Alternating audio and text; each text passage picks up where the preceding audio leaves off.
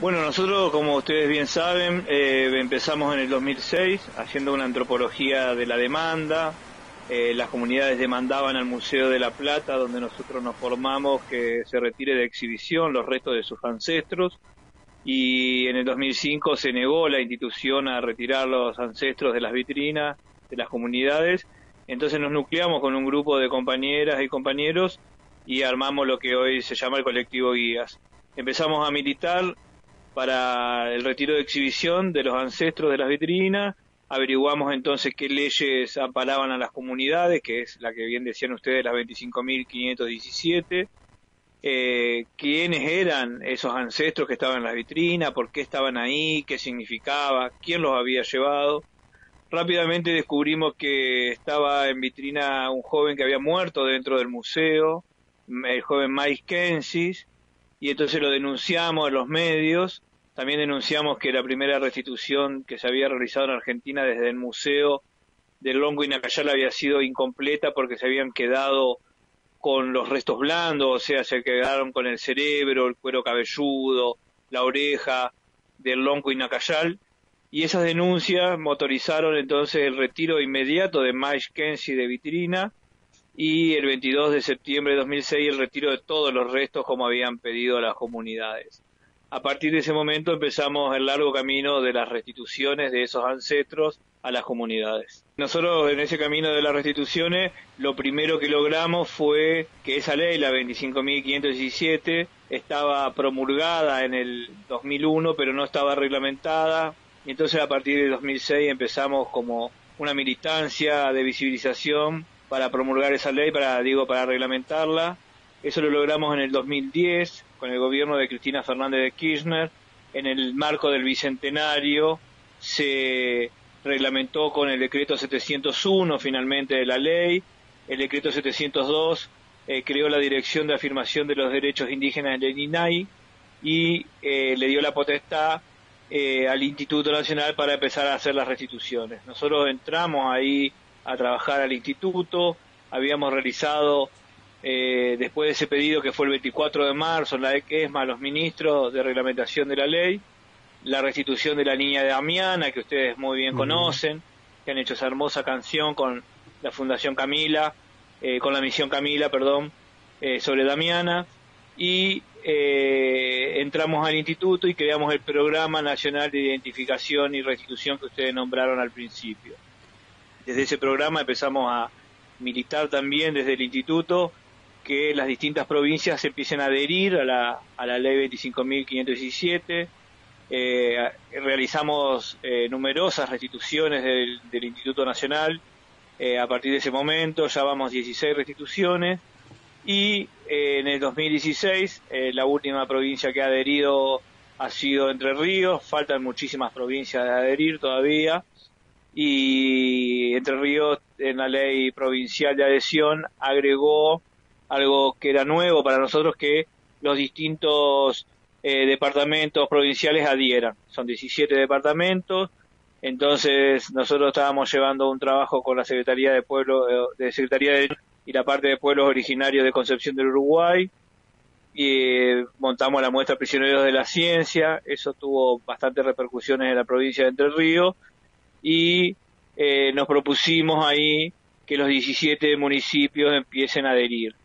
Teniendo a ustedes como contacto y la experiencia que habíamos realizado con la comunidad Eritrec, la comunidad de ahí de Villaguay, y los contactos con Claudia Monjo, la intendenta, que nos había invitado, y habíamos presentado la muestra y habíamos tenido la charla sobre antropología del genocidio, comenzamos por ahí. Fue la primera ciudad que adhirió. Después siguió Concepción del Uruguay con Darío Barón, que estaba realizando ahí el trabajo con nosotros, y la Secretaría de Derechos Humanos, y se sumó la subsecretaría de la provincia de Derechos Humanos, de la provincia de Entre Ríos, y ahí con Matías Germano empezamos a militar en distintos municipios. Tenemos varios municipios presentaciones como federación, y estamos trabajando también con la UADER para presentar en Concordia, y bueno, se aprobó en Gualeguaychú la semana pasada gracias a los buenos oficios de Germano. Así que ya tenemos 3 de los 17. Esto lo comenzamos a hacer a mitad de año y logramos que estos 3 municipios adhieran. estamos esperando ahora que distintas comunidades, de las numerosas comunidades que hay en Entre Ríos, hagan los pedidos de restitución para que los ancestros que se encuentran en los museos nacionales y en los museos provinciales puedan ser enterrados en el territorio entrerriano.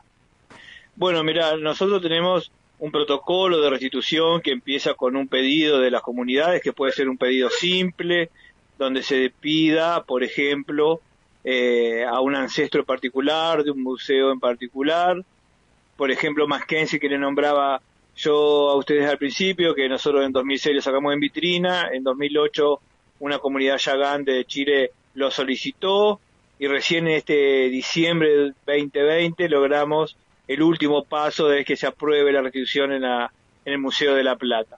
Pero si no tuvieran la ubicación o no tuvieran el nombre del ancestro, no importa, porque hay pedidos que, por ejemplo, de la comunidad de, no me va a salir bien el nombre guaraní, no me animo a decirlo, pero es algo así como de BCB, que es la comunidad que Miriam Sotelo es la de representante ahí en Concepción de Yaguareté Corá de Corrientes, una comunidad guaraní que le ha ganado a Roemer un juicio por 1.500 hectáreas, solicitó con una simple nota que todos los ancestros guaraníes de su región que se encontraran en museos públicos o privados nacionales o provinciales sean restituidos a su comunidad. Entonces nosotros emitimos un pedido de información a los distintos museos para que nos digan si tenían ancestros guaraníes.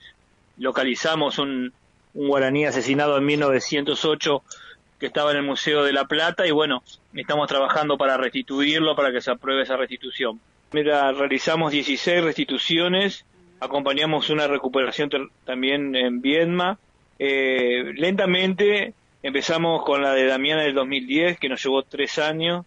Después ubicamos con la visibilización de esa restitución que estaba el cráneo en Alemania. Nosotros habíamos restituido al Paraguay y a las comunidades de H el cuerpo postcraneal, o sea, sin el cráneo de Damiana, porque había sido cortado en 1907 después de su muerte y mandado a Alemania, y restituimos esa parte del rompecabezas del horror, como llamamos nosotros a esa restitución, y a un hombre H que había sido asesinado en los Yonatales paraguayos. Después logramos inmediatamente que descubrimos que Inacayal había sido restituido de manera incompleta, empezamos a militar esa restitución. Nos llevó 8 años restituir a la familia del Lonco Inacayal, desde 2006 hasta 2014, cuando restituimos a su esposa, que hace muy poquito logramos identificar su nombre, porque no tenían los nombres registrados, había sido bautizada como Ana. También le encontramos las actas bautismales del momento de captura de toda su familia, y también a su sobrina Margarita Foyel, que ambas habían muerto en el Museo de la Plata junto al Lonco Inacayal. La momia de Antofalla, que fue la última restitución a nivel nacional, era la única comunidad que queda hoy del pueblo Coya Tacameño, que está en el norte de Catamarca. Ahora se han conformado después de esa restitución y la visibilización que llevó algunas comunidades más, pero hasta el 2019 era la única comunidad. Y entonces, más allá que nosotros aprobamos la restitución, conseguimos el aval de distintas comunidades. Bueno, yo creo que para mí primero en lo personal es una satisfacción haber colaborado con un granito de maíz en la larga lucha de los pueblos originarios, que nos enseñaron sobre todas las cosas que no hay una lucha que se pierda, sino, como dicen las madres, la única lucha que se pierde es la que se abandona. Los pueblos originarios nunca abandonaron, resistieron más de 400 años. Para la sociedad también significa reconocer el genocidio a los pueblos originarios que llevó a cabo el Estado roquista cuando consolidó el Estado Nacional, y empezar a reparar, ¿no? También creo para las comunidades, sobre todo las comunidades que yo he interactuado, nosotros no estudiamos a los pueblos originarios, por ahí me equivoco, no quiero hablar por nombre de ninguna comunidad ni de ningún pueblo, yo estudio a los antropólogos, a nuestra comunidad académica que pertenecemos y el rol que tuvieron dentro del genocidio, pero bueno, entendemos y nos han enseñado que también hay una sanación, hay un cierre del círculo de la vida y de la muerte,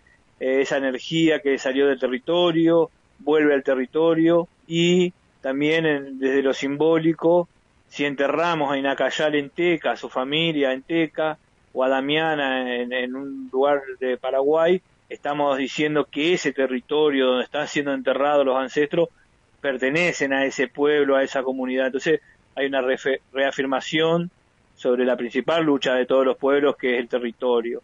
Así que para nosotros hay una múltiple dimensión, pero me parece importante sobre todo que se visibilice estos casos de asesinatos y fusilados y asesinadas y fusiladas, para que se empiece a reconocer el genocidio y entonces así haya una reparación integral a las comunidades, con territorio, económica y sobre todo, creo yo, que no deja de ser importante, desde lo simbólico, ¿no? Se los quisieron mostrar como extintos por su propia debilidad, porque eran salvajes, primitivos, y en realidad eran pueblos que tienen y son pueblos que tienen mucho para enseñarnos de cómo cuidar la biodiversidad, que es prácticamente cómo cuidar nuestro futuro, ¿no?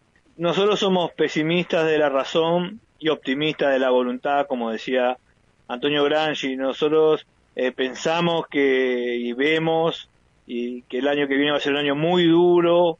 La pobreza que se instauró el macrismo se multiplicó en parte por la pandemia, por el parate mundial de las economías también las regionales. Eso va a ser un rebote muy duro para las comunidades originarias y para los pueblos en general el año que viene. Entonces le ponemos la voluntad de seguir adelante, la esperanza que la vacuna ayude a frenar un poco los contagios para que no colapsen los sistemas sanitarios. Las comunidades son las más golpeadas porque muchas veces, sobre todo en el norte argentino, yo he recorrido comunidades desde Tierra del Fuego hasta Paraguay, todas las provincias, y realmente en Salta vi las peores miserias desde los gobernantes hacia las comunidades y están muy mal. No hay agua, no había alimento, no había salud, y la pandemia con la restricción de movilidad empeoró todo esa consecuencia del genocidio. Entonces esperamos que con este gobierno nacional pueda poner en caja al gobierno provincial de Salta, que es bastante difícil, la pobreza y ella es estructural, y bueno, ponemos la voluntad de que seguramente en la segunda parte del año que viene se empiecen a abrir las instituciones que tienen los restos de los ancestros y podamos realizar alguna